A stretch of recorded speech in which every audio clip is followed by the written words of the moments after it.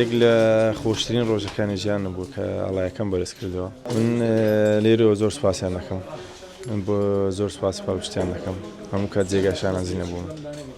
باشە نامەکانی خەڵک دوای ئەوەی کە گەیشتن بە موندیالە و ئاستە بەرزی پێشکەشت دەکرد چی بوو بەڕێستان چیان پێدەوتی خەڵکی کوردستان؟ تاکید لێرەوە سوپاسیان دەکەم وەکو پیرۆزبایانەی بۆ بوونیان نارد، زۆر سوپاسیان دەکەم، جێگای شانازین ئینشاڵڵا هەموو کات دڵخۆش دەبن. یەکێک لەو ڕووداوانەی زۆر کاردانەوەی دروست کرد بەرزکردنەوەی ئاڵای کوردستان بوو لە یاریەکەدا. چۆن بوو بڕیارەدا کە ئاڵای کوردستان بەرز بکرێەوە و ئەم کارت تا چەند بۆ مای دڵخۆشی خەڵکانی کاردانەوەی خەڵک چی بوو بۆ ئەم ڕووداوە؟ کە یەک لە خۆشترین ڕۆژەکانی ژیانم بوو کە ئەڵایەکەم بەرز کردەوە و بەشت بە شانازیەوە. وەزیری بەرگری ناسرا بووی، پێم بڵێ بزان بۆ ڕوبەڕووبوونەوەی هاڵاند ئێمباپێ هەر بە هەمان ئاستەوە دەبەردەکەوی ئینشاڵڵا.